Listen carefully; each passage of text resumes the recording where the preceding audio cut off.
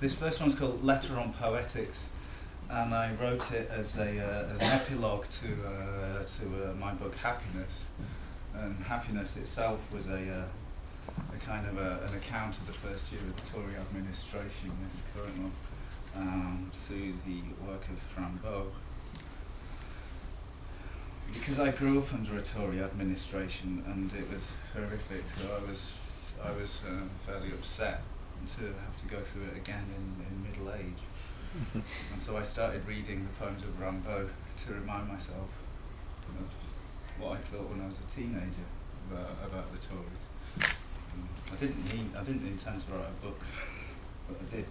And this is the end of it. So this is kind of Letter on Poetics, and it is a letter about Rimbaud, amongst many other things. So I see you're a teacher again. November was ridiculous. We were all caught unaware, and that we is the same as the we in these poems, as against them and maybe against you, in that a rapid collectivizing of subjectivity equally rapidly involves locked doors, barricades, self-definition through antagonism, etc. If you weren't there, you just won't get it. But anyway, a few months later, or was it before, I can't remember anymore, I sat down to write an essay on Rimbaud. I'd been to a talk at Mark's house and was amazed that people could still only talk through all the myths, Verlaine, etc., nasty-assed punk bitch, etc., gun running, colonialism, etc., slightly less about that last one. As if there was nothing to say about what it was in Rimbaud's work or in avant-garde poetry in general that could be read as the subjective counterpart to the objective upheavals of any revolutionary moment. How could what we were experiencing, I asked myself, be delineated in such a way that we could recognize ourselves in it? The form would be monstrous. That kind of romanticism doesn't help much either. I mean, obviously a rant against the government, even delivered via a brick through the window, is not nearly enough. I started thinking the reason the student movement failed was down to the fucking slogans. They were awful, as feeble as poems. Yeah, I turned up and did readings in the student occupations, and frankly, I'd have been better off just drinking. It felt stupid to stand up after someone had been doing a talk on what to do if you got nicked or whatever, to stand up and read poetry. I can't kid myself otherwise. I can't pretend that my poetry had somehow been tested because they kind of liked it. Because, you know, after we achieved political understanding, our hatred grew more intense. We began fighting. We were guided by a cold homicidal repulsion, and very seldom did we find that sensation articulated in art, in literature. That last is from Peter Weiss.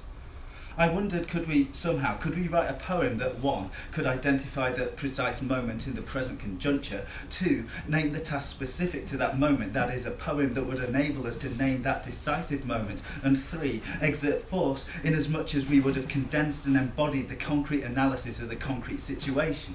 I'm not talking about the poem as magical thinking, not at all, but as analysis and clarity. I haven't seen anyone do that, but still, it is impossible to fully grasp Rimbaud's work, and especially A Season in Hell, if you have not studied through and understood the whole of Marx's Capital. And this is why no English-speaking poet has ever understood Rimbaud. Poetry is stupid, but then again, stupidity is not the absence of intellectual ability, but rather the scar of its mutilation. Rimbaud hammered out his poetic programme in May 1871, the week before the Paris communards were slaughtered.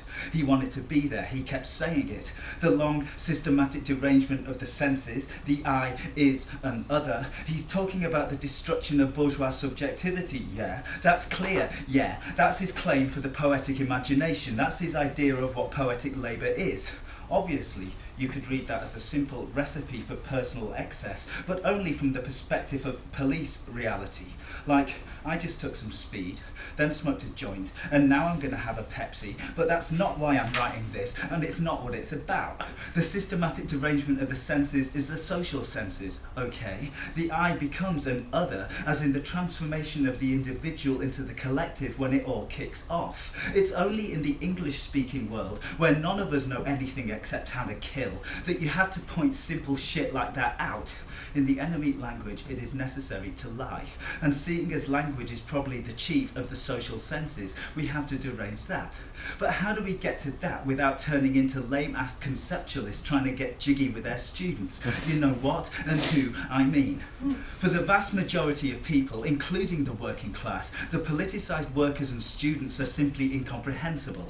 Think about that when you're going on about rebarbative avant-garde language. Or this, simple anti-communication, borrowed today from Dadaism by the most reactionary champions of the established lies, is worthless in an era where the most urgent question is to create a new communication on all levels of practice, from the most simple to the most complex. Or this, in the liberation struggles, these people who were once relegated to the realm of the imagination, victims of unspeakable terrors, but content to lose themselves in hallucinatory dreams, are thrown into disarray, reform, and amid blood and tears give birth to very real and urgent issues. It's simple. Social being determines content, content deranges form, etc.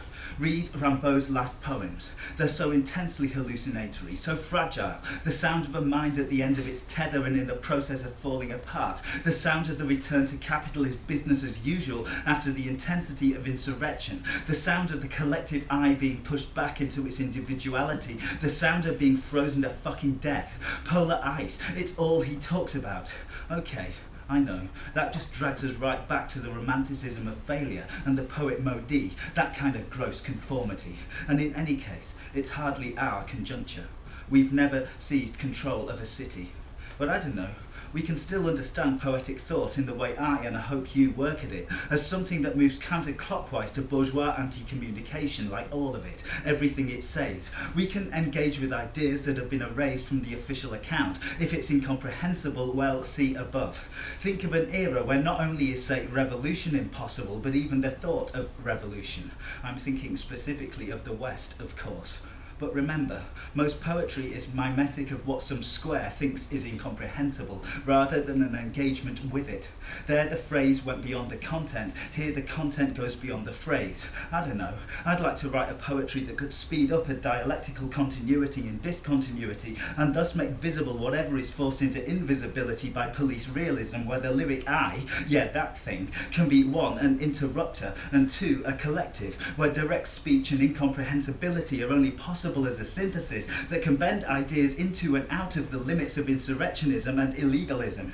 The obvious danger being that disappeared ideas will only turn up dead or reanimated as zombies. The terrorist as a damaged utopian, where all the elements, including those eclipsed by bourgeois thought, are still absolutely occupied by that same bourgeoisie. I know, this doesn't have much to do with poetry, as far as that word is understood, but then again, neither do I, not in that way. Listen, don't think I'm shitting you. This is the situation. I ran out on normal life around 20 years ago.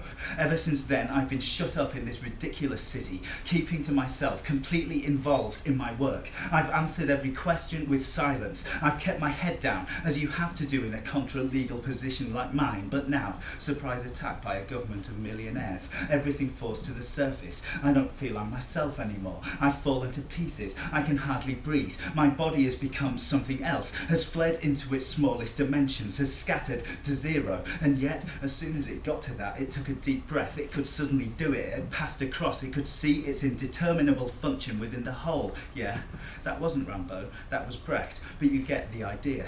Like on the 24th of November, we were standing around outside Charing Cross, just leaning against the wall, etc., when out of nowhere around 300 teenagers ran past us, tearing up the Strand, all yelling, "Whose street's our street?" Well, it cracked us up. You'd be a pig not to answer.